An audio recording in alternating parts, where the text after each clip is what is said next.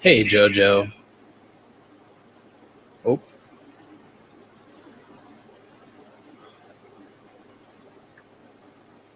Coventina Sopery.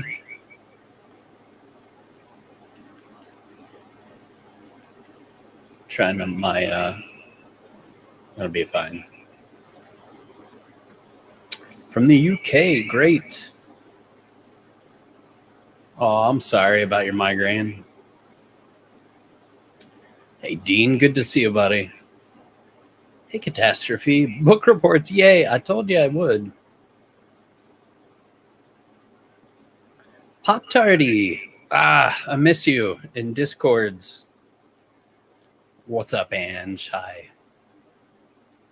Royal Wee, great seeing you. Cisco Kid, hi. Grizzly Cat, thanks for coming in. What's up? Hey, Professor Pug. Hello. Pop Tart. I know, right? Purple Amaryllis. Hey, Fiend. Hey, Lipsha.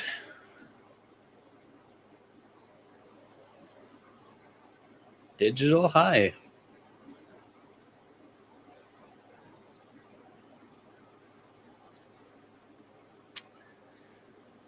Um, so interesting topic tonight.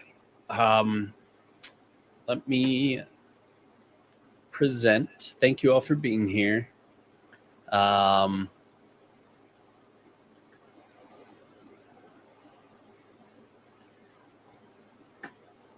so 3 days ago, let me zoom.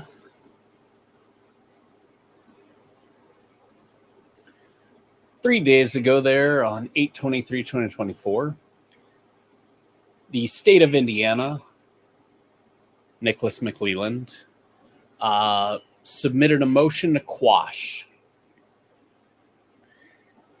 He is requesting the court quash the subpoena issued for David Schilling to be deposed in the above captioned matter. In support of said motion, the state asks the court to consider the following: that the defendant served the state with a subpoena to depose David Schilling on August 28th, 2024, that David Schilling is listed as the state's witness, that the state listed him as a rebuttal witness to testify as an expert on Odinism, that the information on Odinism has been challenged by the state in a motion in limine where the state has asked the court to exclude any testimony in relation to Odinism from the trial, that the state believes the deposition of David Schilling is unreasonable in that it is not relevant to any issues in the case.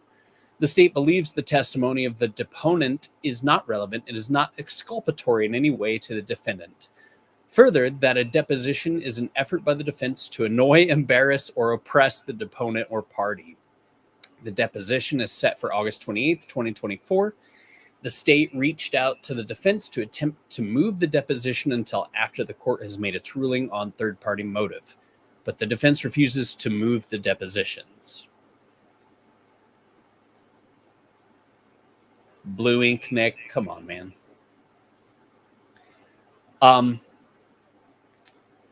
So then we're like, everybody's like, who's this guy? And we find this website with a rune. We'll actually get to what this style of rune is. And he teaches criminal justice teams.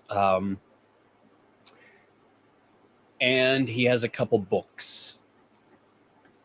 So I purchased both of his books because I was curious. And the change of plea today, yeah.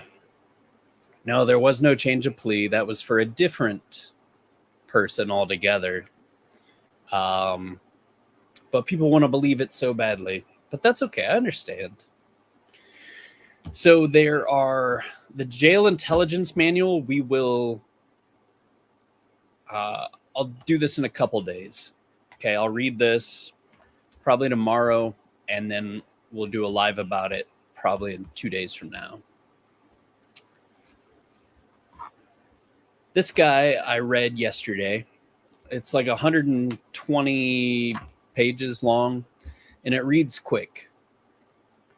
It's literally a field reference guide for law enforcement and corrections.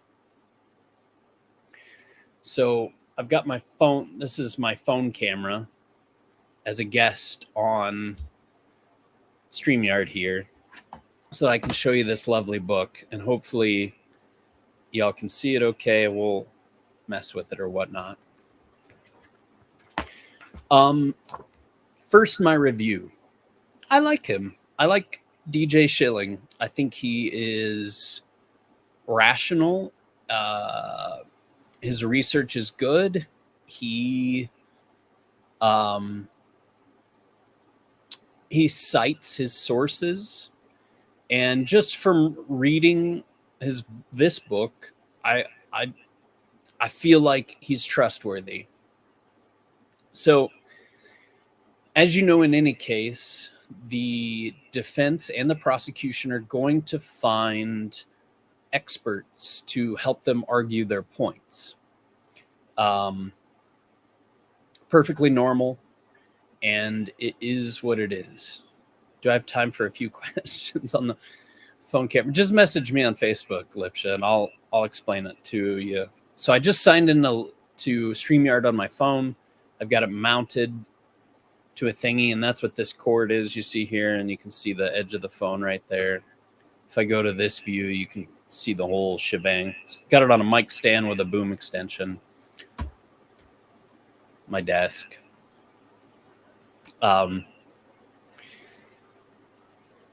So Mr. Schilling was the state's witness, basically saying he didn't think, we don't know what they showed him. We don't know exactly why they don't want him to testify or be questioned by the defense. I think they should. I think they should lay everything out on the table. That's my opinion.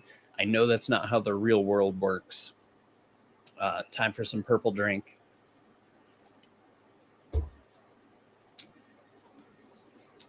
I learned quite a bit from this book, honestly. So,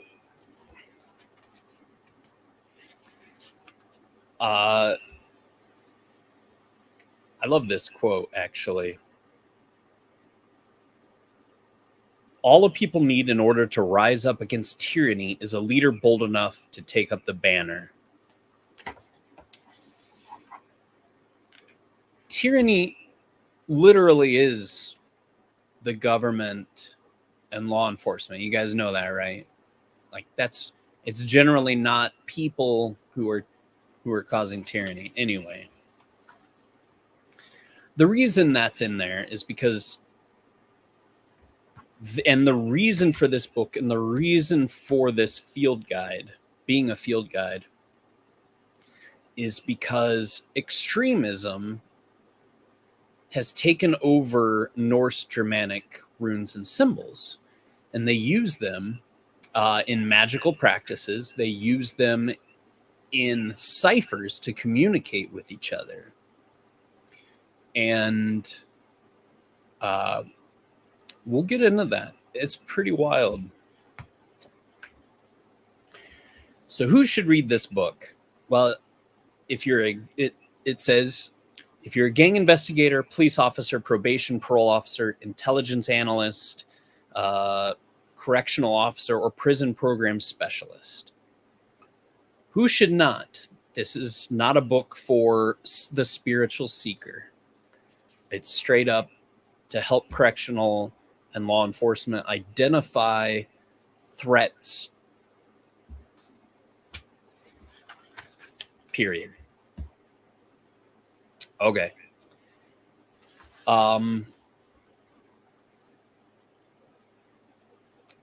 There's something else I wanted to talk about. Please please tell us who should not read your book, Dave. He's just saving you the time. He's like, He's not going to teach you magic runes. Well, kind of, but not the rituals. I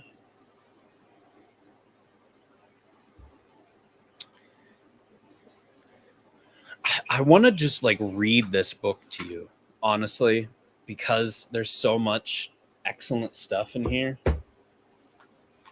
I can't even. It's $10. Go buy it. I'm gonna try to just hit some things, but I might end up just reading all of it. We'll see. It takes like an hour, 2 hours if you're really staring at the pictures.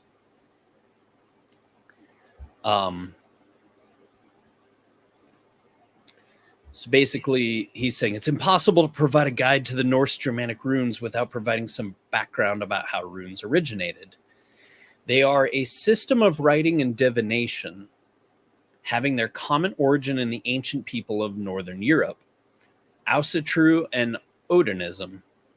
The reconstructed Norse religions also use runes, sometimes in their radical forms, i.e. Nazi-era runes. The runes, when used by those with radical beliefs, tend to receive the most attention from law enforcement, prison officials, and the public. These individuals tend to define their religious beliefs and worldview along racial lines. Folkish believers, those who believe the runes are meant for Europeans only, have adopted racial theories not from ancient sources, but from 20th century Nazi sources. The Nazi-approved sources of rune lore and their beliefs about the old gods and goddesses of Europe are sometimes questionable as to their historical value and accuracy. The preferred rune set of the Nazis, the Armanen Futhark, I'm going to butcher a bunch of this, and I'm sorry, but it is what it is. The Armanen Futhark were said to have been psychically channeled by Guido von List, directly from Odin.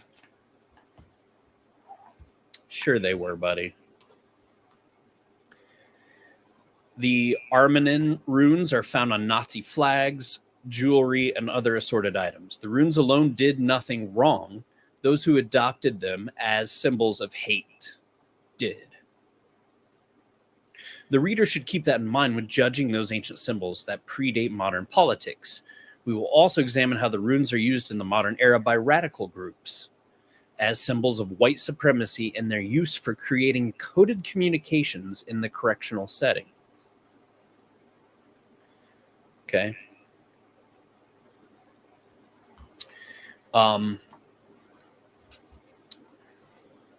Basically, he gets into how modern day white supremacy started with the Nazis. So Germanic, German. It's super interesting that actually the official religion of the Nazis was Christianity. And there were uses of runes for historical purposes, but they weren't, some were approved, and sometimes people were put into concentration camps simply for using runes that weren't approved.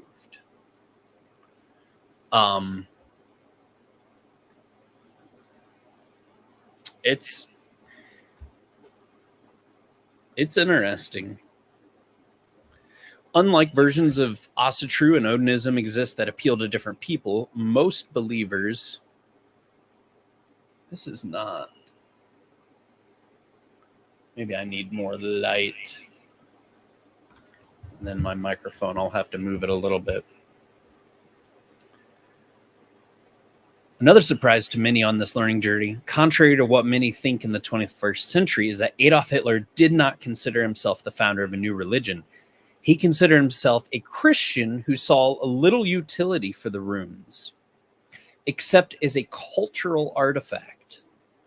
The form of belief proposed during the Nazi era was Christianity, in accordance with the 25 points of the German National Socialist Workers' Party. Point 24 is quoted below. We demand freedom of religion for all religious denominations within the state, so long as they do not endanger its existence or oppose the moral senses of the Germanic race.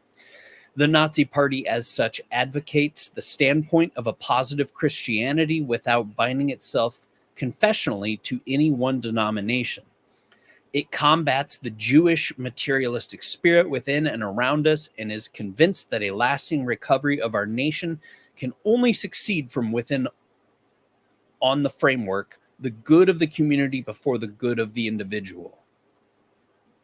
Heinrich Himmler's runic advisor Karl Williget advocated something slightly different, a form of Aryanized Christianity, sometimes referred to as Germanic Christianity. This never took hold among the masses, nor did the idea of this appeal to Adolf Hitler. Can I zoom in on the book? Well, that's why I'm reading it, DB.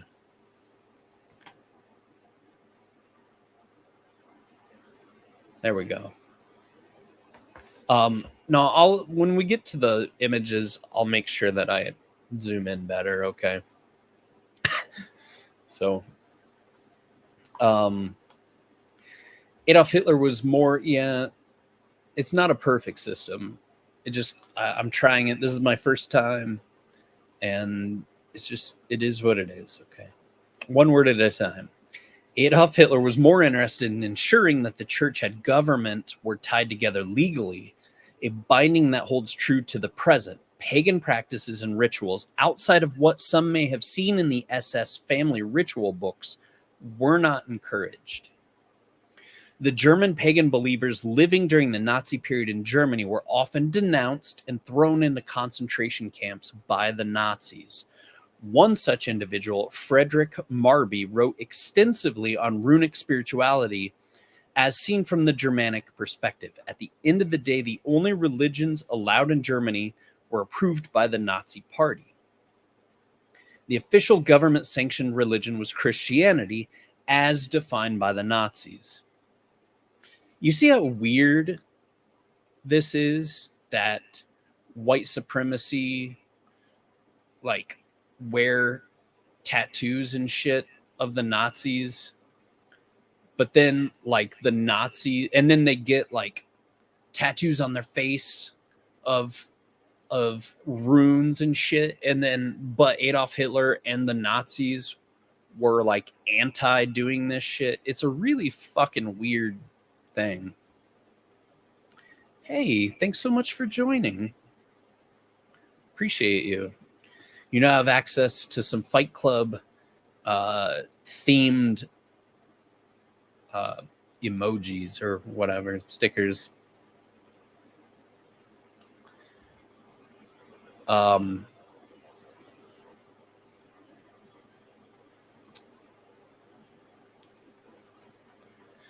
So yeah, I could really just read this page for page. Look at this. Let me see if I can zoom in a little bit here. Get some focus. StreamYard's not the best. Well, anyway, this is a diagram from the Nazi era attributed to fascist author Miguel Serrano, showing how the distinctive Nazi salute relates to the Nazi era Siegrune.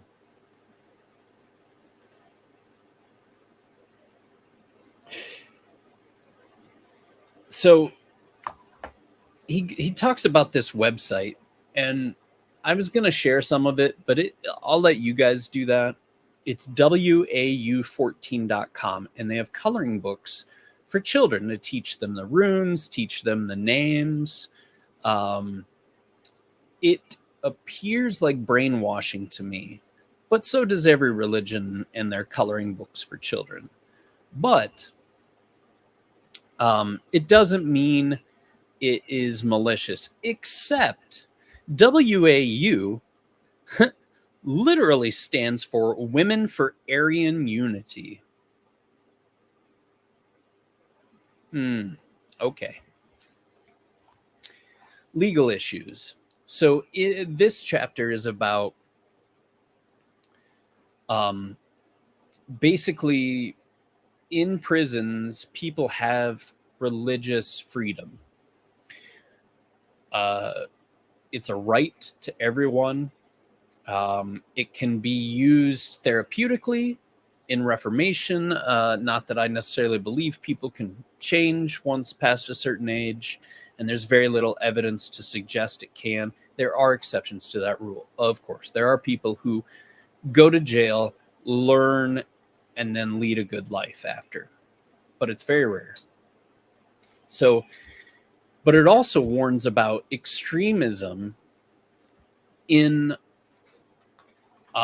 religious text. So some books will be disguised as religious text, but they are actually full of extremism. And because they're in a different language or coded language, law enforcement can't really understand it, and they will sometimes pass it on to the person it was meant for without realizing how extremist the ideologies in the book they just gave them are. So it's kind of a warning, and this book helps serve to help correctional facilities combat this as well.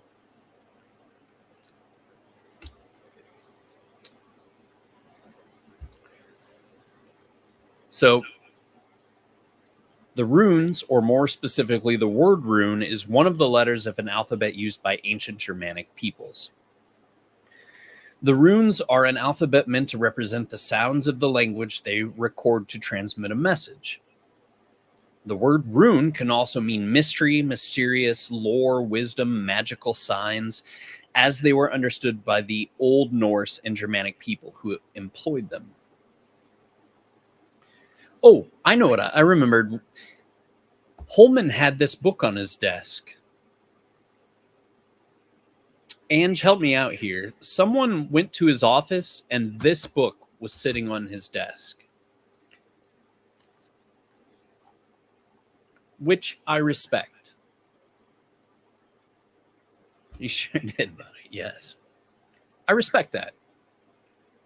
You know, I don't respect everything he's done, but I respect that. I think it's important to research and work, blah, blah, blah.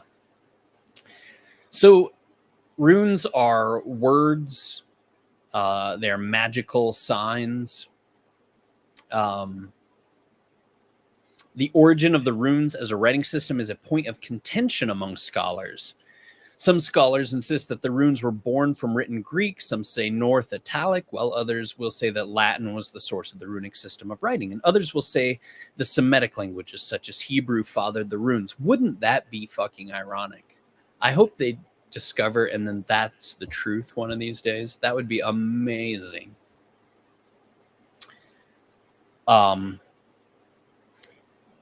One must note that the runes were never developed into an everyday use cursive script, as many other alphabetic structures were.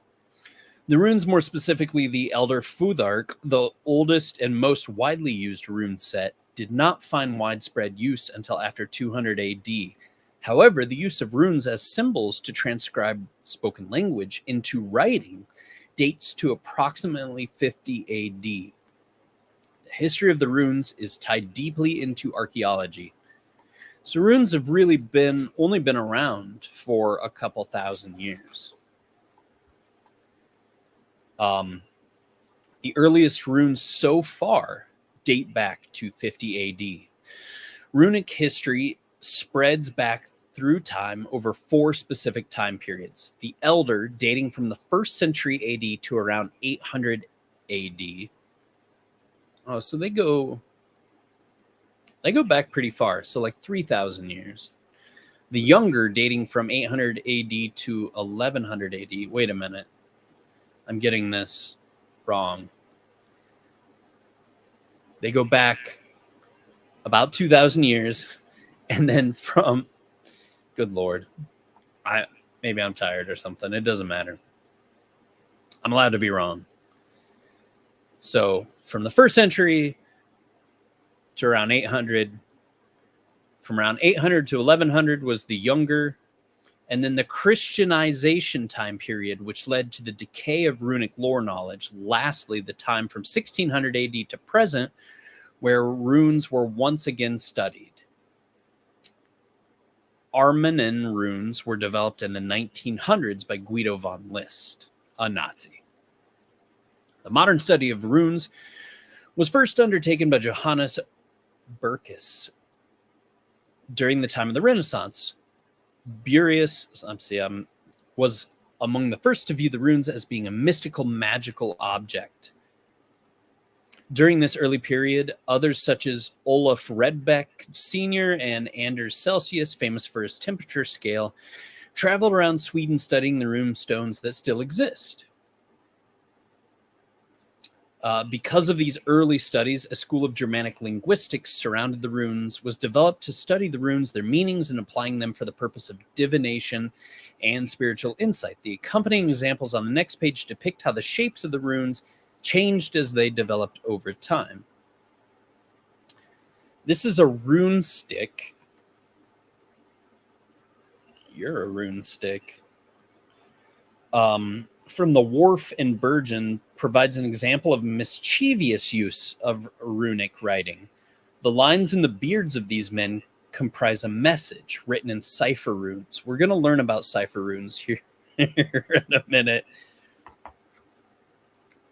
So we have the Elder Futhark to Younger and how they changed. There are many different styles. The 20th century German Völkisch rune revivalist, whose beliefs influenced the Nazis during World War II, believed that the runes were purely the invention of the Germanic people, and that the runes are the basis for other alphabets such as Phoenician and Greek. This opinion has little historical basis. The theories of where the runes originated has almost as many variations as those who try to find where the runes come from. Some authors state that the runes come from Greek sources only. Other sources state that the runes come from the Italic language sources. Other authors state that the runes have a past as a written language used to record Semitic languages, such as the Proto-Hebrew. The runic alphabet is generally referred to as the Futhark due to the decree of the runes in the first row. Okay, Futhark. The runes have both practical and spiritual significance. Every rune has a specific meaning or purpose, whether symbolizing an animal or an aspect of spirituality. Runes can be combined in various forms, such as bind runes, where runes are combined into one single character. This could be a means of creating a cipher rune, or it could be applied in a runic magical ritual. As the runes traveled throughout Europe, whether through trade or invasion, they were often adapted and changed to fit the local language and vocalizations. If a sound for the language was not found within the Futhark, additional runes were sometimes added. For example, the Elder Futhark has 24 characters, while the Anglo-Saxon Futhark, as it is called, has 30 to 36 characters, depending on which version one sees. While the runes are not used much in the modern era for written language, they do retain their popularity as part of Viking culture and as part of the Norse Germanic pagan belief systems. The quotes are his, not mine. A little snarky there, DJ. We'll let it ride. Rune tattoos are now popular among many people, not just white supremacists. Thanks to television shows like Vikings, shown on the History Channel. The focus of this book is on the use of the rune Futhark's alphabets used by modern-day practitioners of Asatru, Odinists, extremists, and others within the body of literature about Norse pagan spirituality and writings about the reconstructed religions of the ancient Germanic tribes. Much of the emphasis is on the Elder Futhark runes.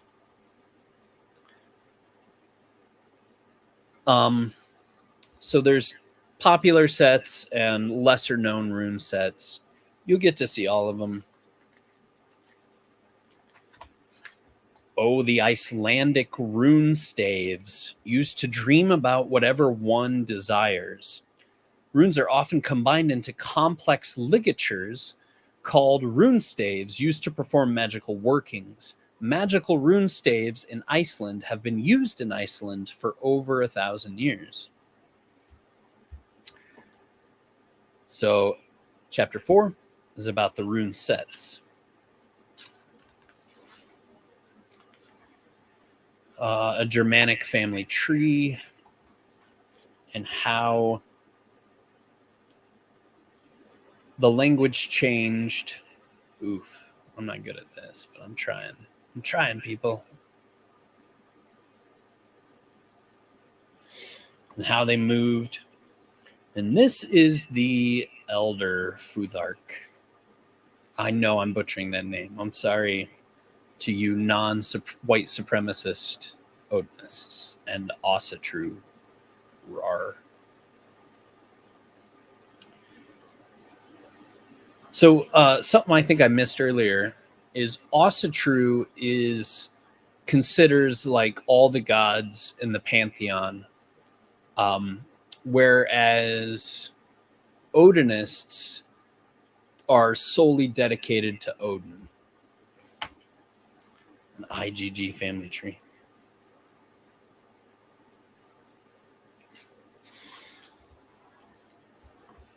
Now, this is the these are the runes and their meaning. So Fehu means cattle or wealth. Uruz means strength. Thurasaz means Thor or giant. Onsuz means God or Odin. Rido means journey wheel. Kaunen means ulcer or fire. That's strange. Gebo means gift. Wunjo means joy. Hagalas means hail or air. Naudiz means need or necessity. Isaz means ice.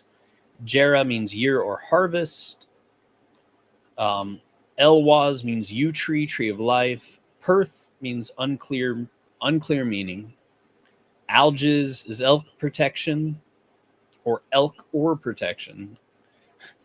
Sawilo is sun. I'm butchering this. I'm sorry again. Tiwaz, the god Tiwaz or victory. Birkenin, birch or birth. Awaz, horse. Manaz, man. Laguz is water or lake. Ingwaz is fertility. Othila is heritage or property. And Dagaz is day or dawn. So these letters also represent alphabet, like so FUTHARKGWNHIJEP, so on and so forth. So you can literally take any English word, and they often do, and they will just spell it out in runes. So like the word protection, and they'll spell it out using the runes instead as kind of a magical ceremony, a small one, because the runes themselves have magical properties. This is interesting. These are an example of modern day rune use by white supremacists. Elder Futhark runes are engraved on Thor's hammer, spelling out Rahawa, racial holy war. On the left two hammers, the right hammer runes spell out Mjolnir, the name of Thor's hammer. So let me see if I can get in here so you can get a look. Man, no, I can't really. That's not bad right there. So note to self, StreamYard on the phone sucks.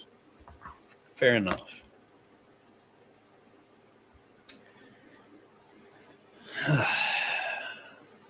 So there are Ater, right? There are 3 8s. And again, I'm sorry, I'm not pronouncing this good. I need DB with his Google on here. I'll think of that for the future. What's the rune on the? So it's Thor's hammer, but it's so it'd be R or RA. So again, it goes back to this and its letters.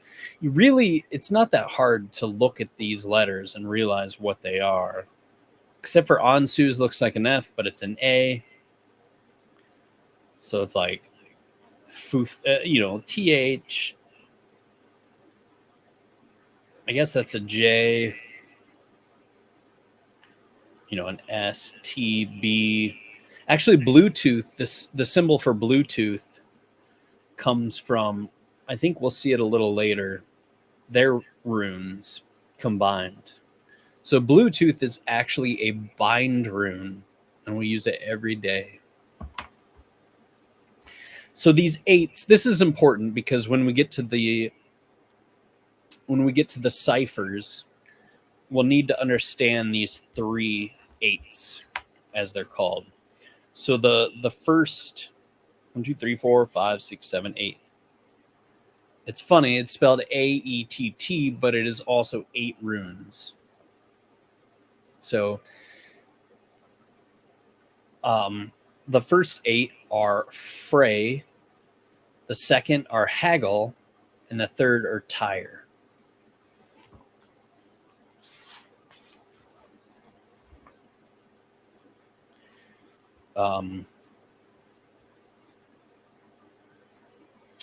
This right here is just showing runes formed out of the web of word, also known as the cosmic web, containing all the runes in one symbol. So like this symbol right here contains all the runes. Elder Futhark runes around Odin's cross. Runes spell out white pride on the top and worldwide on the bottom. Lovely.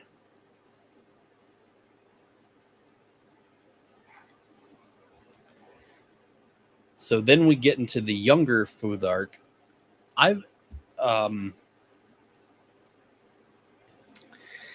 You don't see the younger used as much. And a lot of these guys use the elder. So I'll touch on these a little bit. We can look at them. But they are different. And this little picture right here is actually an example of cipher. Right here. It's actually an example of cipher runes. There's bigger pictures coming up.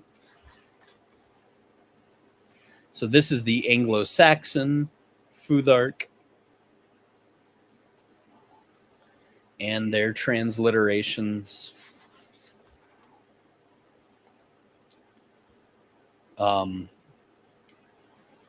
Here's Tolkien's variation. J.R.R. Tolkien used runes in his books. Then here's the Marcomannic runes. They come from an area surrounding Alemannia, Bavaria.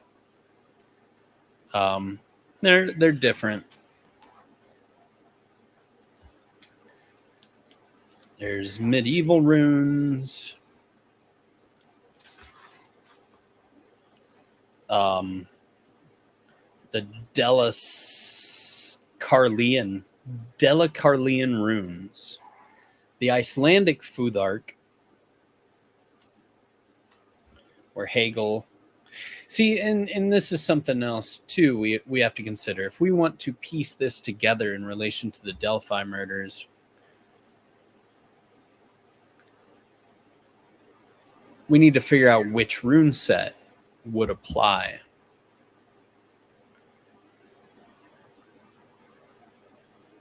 So the Hegel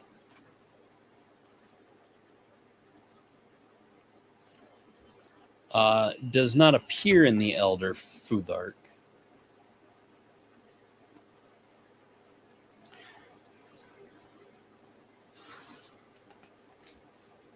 It does not appear. It does kind of appear in the younger. But I don't think that, yeah, it is. So, in the Anglo-Saxon,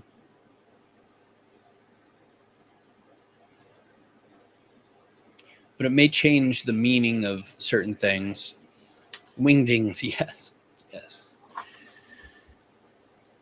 I haven't spent time trying to apply this to Delphi. I just want the information. I want to know who this guy is. Why do they not want to include it? And we know why they don't. But why would they care if they're not worried that it will cause enough reasonable doubt? It's convincing. It doesn't have to be convincing to you. It doesn't have to be convincing to your friends. But to society, it's convincing. Like I, you know,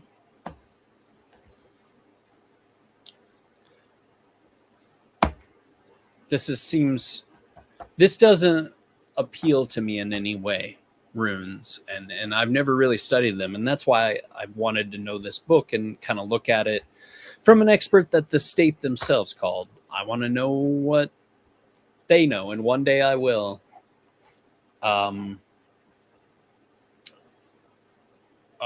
That's a strange joke, actually. The raven is a regularly seen symbol used by those who practice Asatru and Odinism. The raven signifies Odin's two ravens, Hugin and Munin. Their names mean thought and memory, respectively. They are said to travel the world gathering information and news for Odin. Ravens are said to be birds of war due to their proximity to battlefields where they fed on dead warriors. Odin is a god of war and death, making the raven a fitting companion. This goes into the German rune revival. Some really swell people here.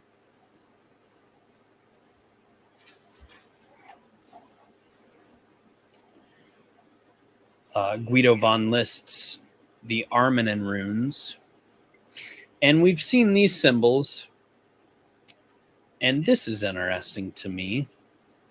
The Armanen runes shown around the Sonnenrad on the left and around the swastika on the right. These are examples of runic yoga poses adopted to the Elder Futhark. The original idea for this came out of the 20th century German rune revival. Now, Adrian, Schilling is the state's witness, Nick McClelland's.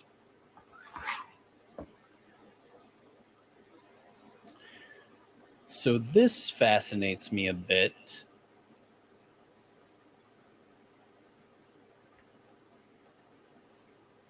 No, it's not the Kama Sutra for Odinists. It is human body positions to mimic the Elder Futhark runes.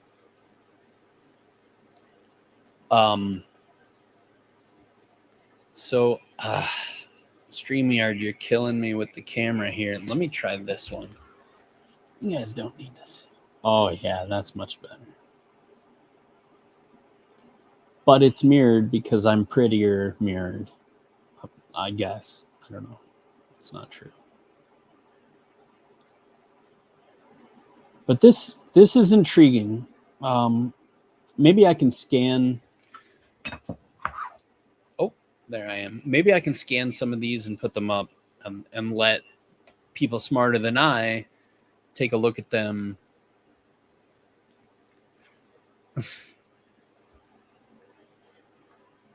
So if Nikki calls this guy out to the stand, can the defense bring this book out and ask questions? Yeah, and that's what Nick doesn't want. The swastika. Here's Nazi Germany SS recruits in training learn about the runes.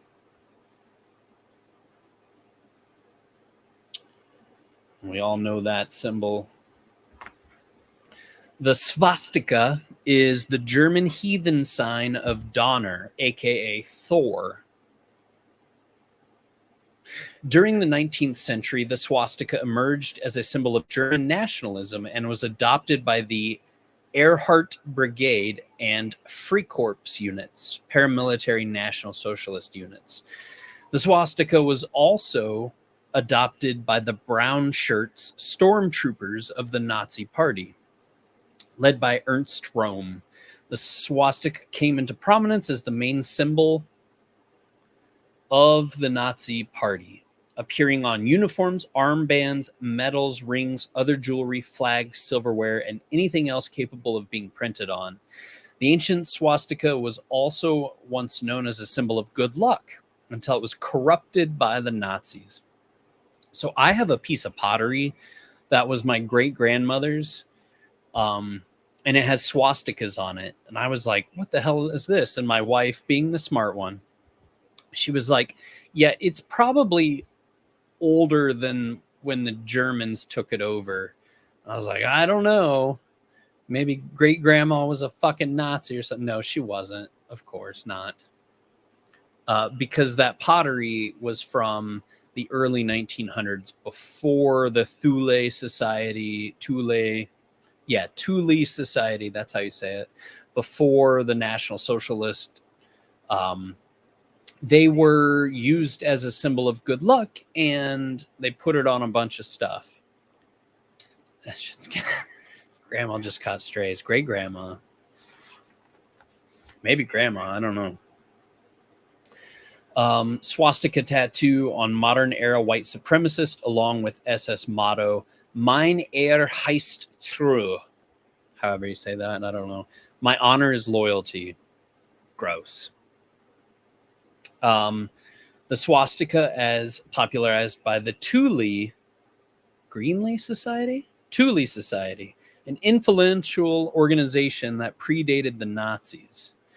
Many prominent Nazis were either members or close to those who were. Sonnenrad Schwarz Sonnenbluth. What do you get out of here? The Sonnenrad was a symbol of the sun, a solar wheel with 12 sig runes radiating from the center. It is used today by neo-Nazis and white supremacists as a replacement for the swastika on flags, clothing, and in literature. The Sonnenrad is currently being used to rebrand National Socialism by using lesser-known symbols that may be unfamiliar to most people. The Sonnenrad, Black Sun, Sig Rune, and other runes were appropriated by modern extremists. Some extremists have embraced Satanism and satanic imagery, blending them with Nordic pagan symbols and beliefs. To quote Chris Matthews, author of Modern Satanism, Anatomy of a Radical Subculture, of the numerous permutations of the Wolf's Angel, Satanists adopt the form used by the SS and numerous fascist organizations. Likewise, the Totenkopf, used in the 19th century by the Prussian military, was markedly more cartoonish than the SS's Death Head version, which is the version Church of Satan members use. The Black Sun motif is even less ambiguous. Though based on medieval German symbols, the Wewelsburg mosaic is unique design commissioned specifically for Himmler and its primary contemporary association as Nazi occultism, for which Nazi satanic groups and esoteric neo-Nazis adopt it. Keep an eye out for the mixture of runes, Odinism with Satanism. This is trending with some groups inside the white power movement. These are Viking era artifacts showing the Sonnenrad and swastika being used long before the Nazi era. Sonnenrad Black Sun flag, the new swastika substitute. So if you see this symbol, they're Nazis. Punch them in the fucking face. The Sonnenrad shown on the flag above is used by neo-Nazis as a substitute for the swastika, which is outlawed in many areas of the world.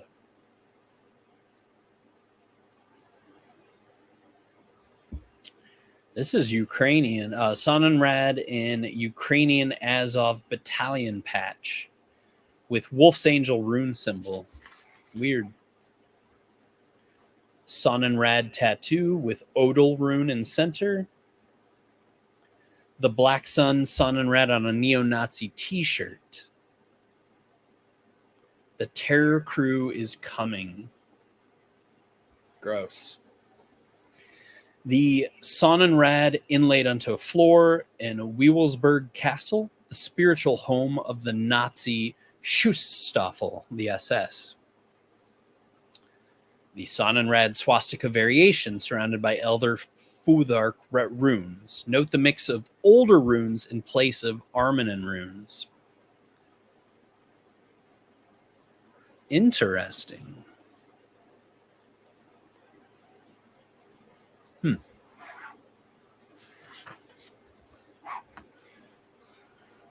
Boogaloo Boys.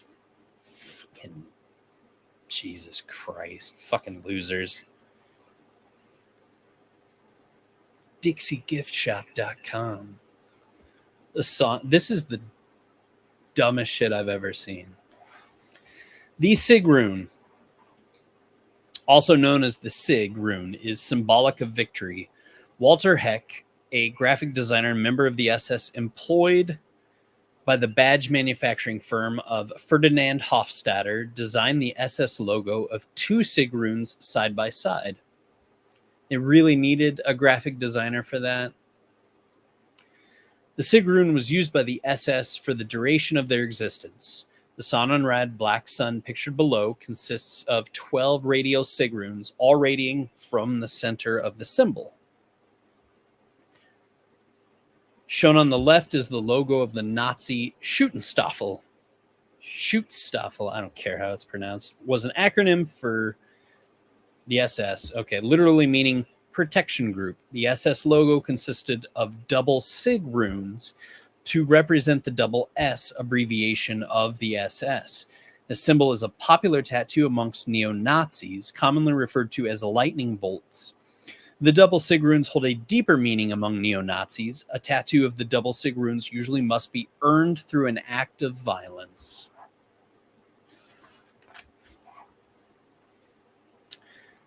The Gur rune, symbol of communal spirit in Nazi Germany, is also a variation of the sign of the Nordland Waffen SS division. I won't necessarily go through all of these. The Wolf's Angel or wolf hook is a pagan device which was said to possess power to ward off wolves. It was adopted by 15th century peasants in their revolt against the mercenaries of the German princes and was thereafter regarded as representing liberty and independence. The Nazis later stole this shit. Good job. There's a variant. Opfer, Eif, Leben is a life rune. So this is interesting. This is life, and this is death. And on a Nazi gravestone, the birth and death are marked as such.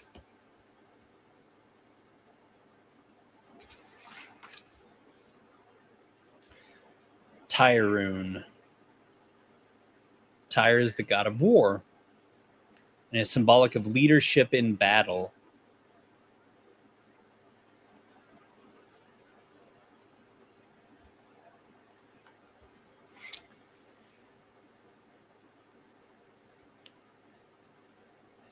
The SS honor ring.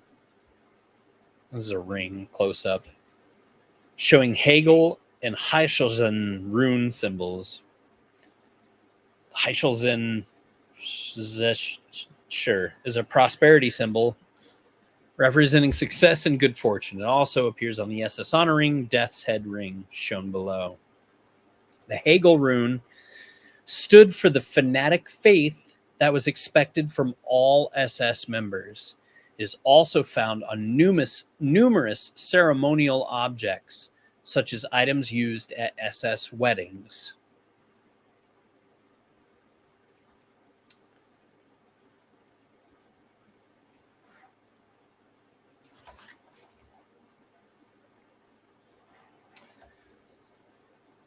More Nazi shit. Valknut. The Valknut is often worn by those dedicated to Odin. Those willing to die a warrior's death.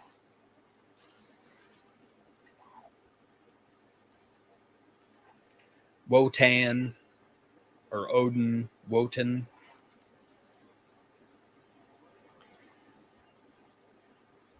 Creed of Iron by Ron McVan, part of Wotan's Volk, which promoted the teachings of David Lane and used runic symbology.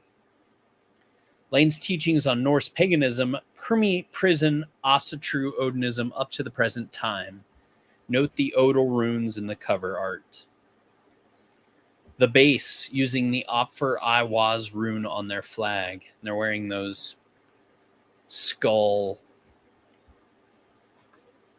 literally wearing those skull gaiters. A mixture of Nazi Armanen runes with Anglo-Saxon runes. So see, they get mixed too. So that's something else we need to consider. This chapter, as an IT security professional with certifications and things in cryptography, codes and ciphers interest me a lot. And they use runes in codes and ciphers. And it's very fascinating.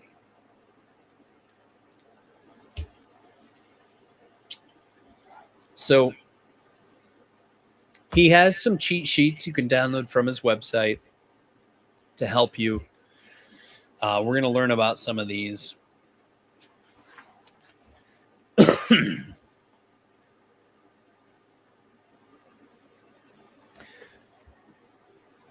I need a second. Let me vape. Let me see what you guys are saying.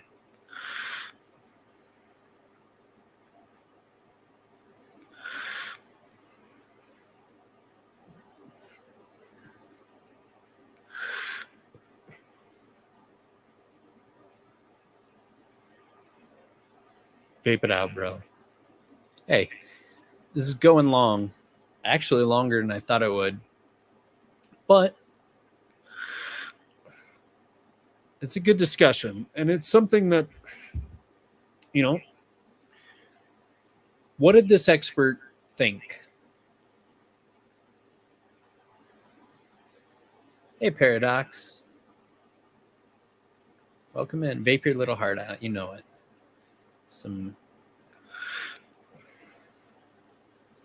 It's like a horrible sound. When somebody else is vaping around me, it's like nails on a chalkboard. And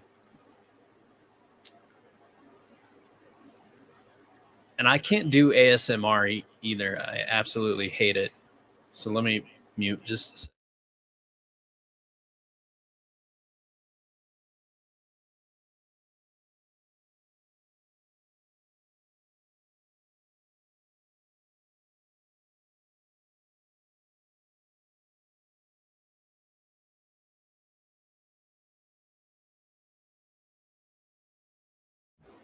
All right.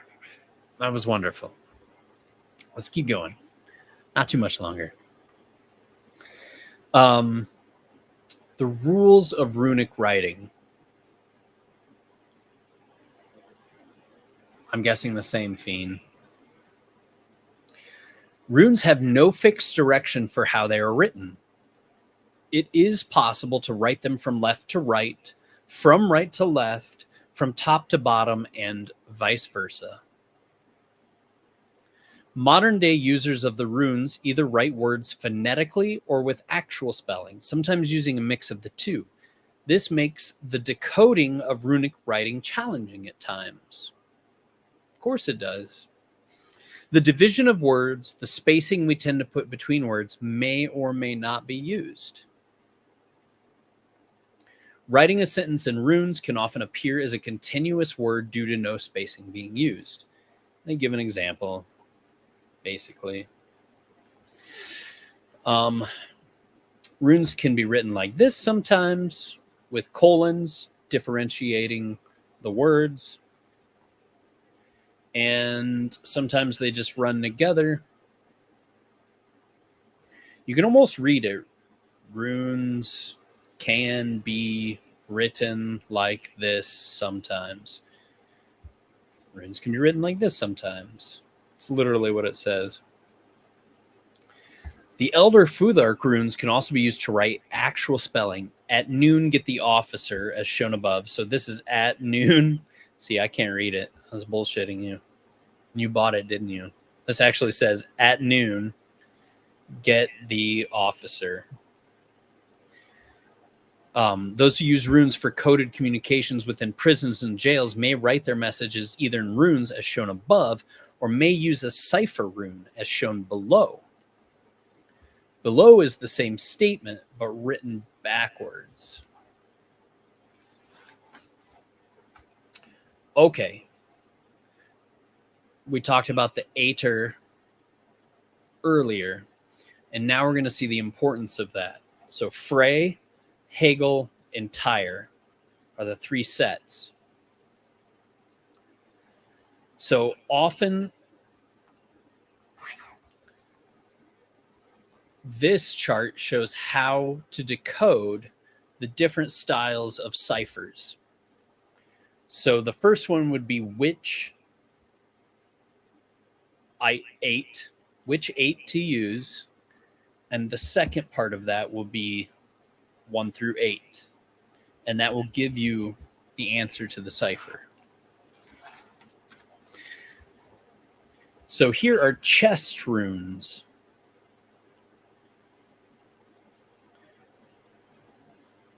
So the dots in a chest rune indicate the chosen 8, and the lines to show which rune within the 8 to choose. So this one is 3-1, so it would be that one, right? The beard runes, actually kind of cool, but just relax. So the first side of the beard is which 8, and the second side is which rune. Again, showing more example of beard runes. So now we get into, there are fish runes, the Furlov stone runes, fish runes, tent runes, helm runes, flax runes, chest runes, branch runes, bellow runes, ice runes, and beard runes. Oh, let me scoot over. The ice runes are interesting to me. Here's a little bit bigger picture. This third one down is the ice runes. And then there's even more variation on that, but like these are the most popular styles. Here's some rune ciphers and how to decipher it. For the tree rune cipher. Trees are important to these religions. So this is all about the tree rune cipher, and you can see the 8, which 8 to use and which rune to use on the right side. Then there's the branch rune cipher. The branches that go up show the 8. The branches that go down show the rune. The tent rune cipher, you start from up here and you go clockwise. So it's 1, 5, 1, 2.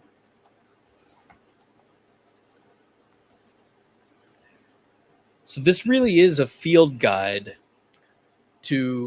for an officer or corrections officer to have with them and flip it open and find the answer to something that they see. Whether coded messages between inmates or tattoos. Again, with the tent rune cipher, showing how to decipher it. The stav rune cipher shows again the 8 and the rune and what the different ones are. And then here's a barcode cipher where there are basically ice runes. So here's a picture with a barcode cipher built into it, you would never know this is actually a cipher for runes. The little house. The house means absolutely nothing.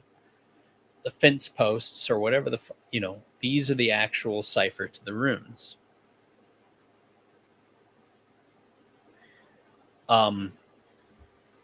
Shown above with the image of a house image, arm rune system, the Aryan Resistance Militia. The house has no significance in this cipher. It is a cover to help hide the cipher from authorities.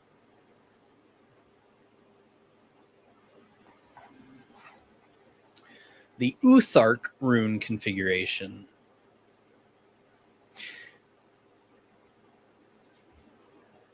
Hegel. Ass.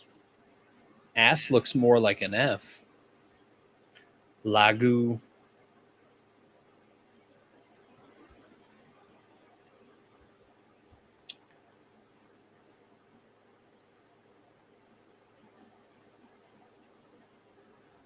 So it's like switching their meanings.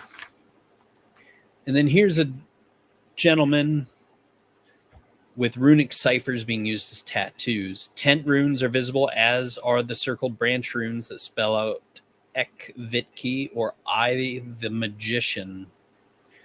The larger symbol in the middle is an Icelandic rune stave called the Veldismagen, which is a protection and health symbol. Here is Bluetooth, the Nordic H and the Nordic B. So here's where we get into bind runes. Okay. Bind runes are runes that have been combined or stacked to give them a specific purpose or meaning. A linguistic device known as a ligature is used to combine the characters together.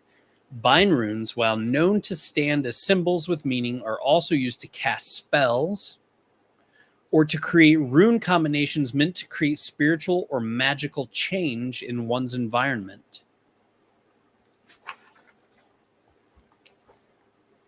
So for Thor,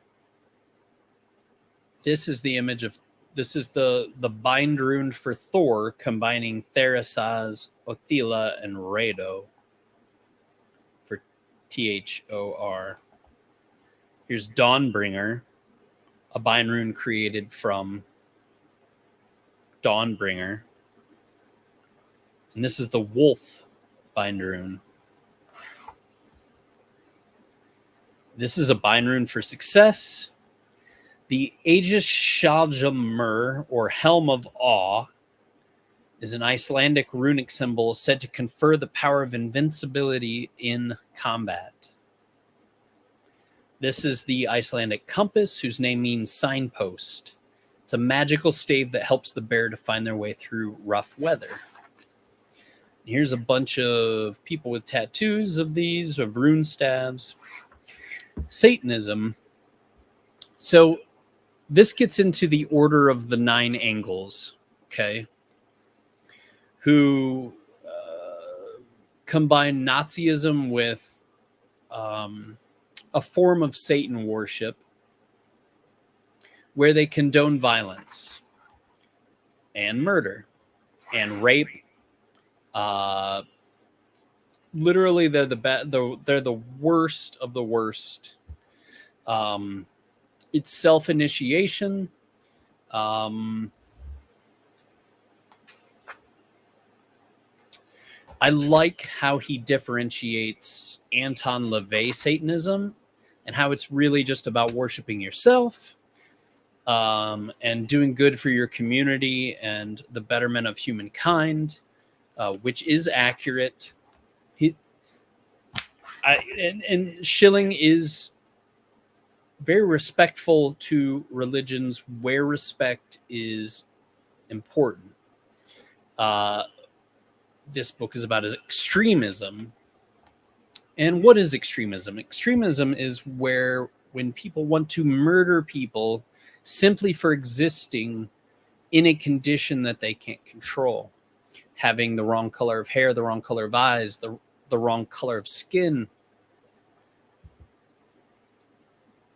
Anton did not sacrifice children. He masturbated. He sacrificed sperm. That's what that means, if you didn't know. He jacked off a lot. That is called sacrificing children, but it's not actually children being sacrificed. It's masturbation. Same with Aleister Crowley. When he put in writing to sacrifice children, he meant jack off, because at that time in the world, you could not publish the word masturbation or jacking off or any of those variables, but you could say that you were going to murder children or babies, murdering babies. Yeah, this did take a turn, because are we looking for the truth, or are we looking to just be fucking weirdos here? Maybe a little both. I'm just saying,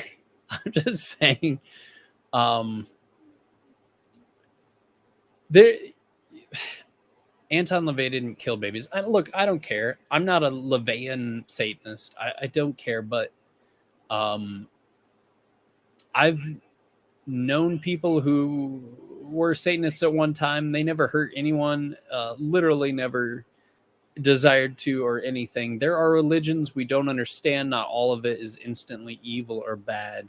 If you believe that, that's fine. That's your thing. You're allowed to do that as a freedom of religion. But so Onanism, interesting. My friend KO brings this up. Every sperm is sacred. So Onan in the Bible was killed because he jacked off on the ground. So it was like not cool to do that, because you want, in a religion, you really want people to have as many babies born into a religion as possible, because that's how you grow your religion. You don't want them to not have children. You want them to severely create as many kids as possible. So yeah, Onan fucking jerked off outside one day, and they wrote a story about him, and I empathize with Onan. But there are actual spiritual practices where people eat their own cum as like a cyclical thing. But anyway, I'm sure you all wanted to know this, so please. Back to Satanism. But Satanism is harmless, but Order of the Nine Angles is evil. Real, true evil, mental disorder type, traditional satanic Nazis. Okay, that really is. Those are good verbs to describe them. They're satanic Nazis. Fuck those people. Chapter 10. Blood, runes, religion, and magic. I must be getting tired because I'm getting a little stranger in my discourse here, but I'm glad you're all here for it. I appreciate you. This section is outside the scope of this book and is included only as a quick informational reference. It is not comprehensive. The runes and magico-religious practices go hand in hand. Runes may be used as divination tools when they are drawn out on paper, rocks, or carved into wood. The runes are queried with a question, and the person doing the reading will randomly choose from 1 to 10 different runes, all with different meanings, in order to divine the future or to receive guidance for a situation, much like one uses the tarot for the same purpose. Also true. So the use of runes in common among those who practice the religions that fit under the wide umbrella of Norse Germanic paganism, some of which are listed below. Also true. Faith in the Aesir, the religion that is dedicated to Norse gods and goddesses such as Odin, Thor, Freya, Heimdall, Baldur, Bragi, Aduna, etc. Odinism followers are dedicated to Odin specifically. They believe other gods do exist. The Valkna is a central symbol. Fornsaid is old custom. Followers are more concerned with following the customs of ancestors than they are the worship of gods and goddesses. Erminism is a form of Christianity proposed by Karl Maria Willigut, Himmler's SS rune master. Venatru, faith in the Vener. So there's, get this book if you really want to dive deep more into this. This is in bold, so I'm going to read it just like a textbook. The use of the runes or Norse symbology alone is not an accurate identifier of those with extremist beliefs. It's good functional leveling of the mind here. Just using runes doesn't mean they're bad people.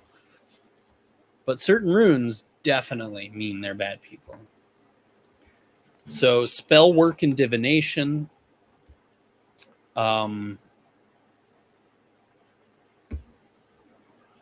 They definitely do that. So magic, runes, and blood. Remember the title of this chapter, Blood, Runes, Religion, Magic, are all very much tied together. Use universal precautions. You may be touching someone else's blood. Most of the time they'll use their own blood, like drawing symbols on a tree and then posting pictures of it and bragging about it on Facebook. But yeah, see, runes, real runic practitioners use ones on wood, or they write it, of course, okay? Stones, that's not real. That's just people trying to make money. And like, real, is any of it real? Not really. Runes painted on amethyst stones. The runes being painted on stones as a divination fortune-telling tool is a new age development. Not many Asatru practitioners or Odinists will use runes made from stones. Wood is the traditional material that runes are made from when they are to be used for divination or magical practices. So, and then we get some symbol references. And these are great. I may take some pictures of these and put them up on my community page. I think I will, so that we can, as a community, look at them and try to come up with some things.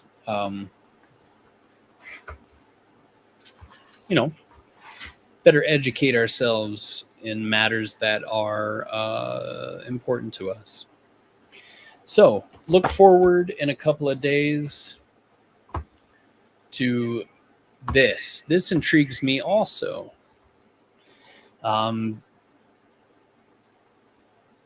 How jails can implement low-cost and no-cost intelligence practices that proactively assist investigations, solve crimes, and enhance jail safety and security. So I like Mr. Schilling here. So I feel like I'm going to like this book as well, but we shall see. I think he did a respectable job presenting the information, giving a tool to law enforcement, a valuable tool to law enforcement to be able to use.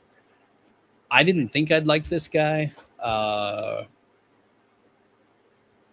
I do. And I like his writing, and I feel like he did a good job.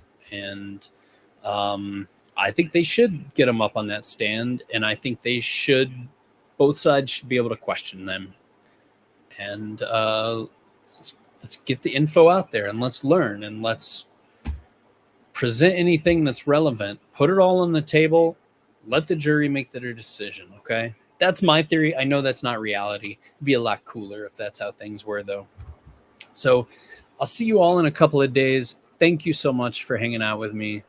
So many of you I care about. Some of you I don't. But if you're in my chat, I care about you. Unless I missed someone. And then my mods took care of it. But I'm just being ridiculous. All right, you guys take care. Have a good night.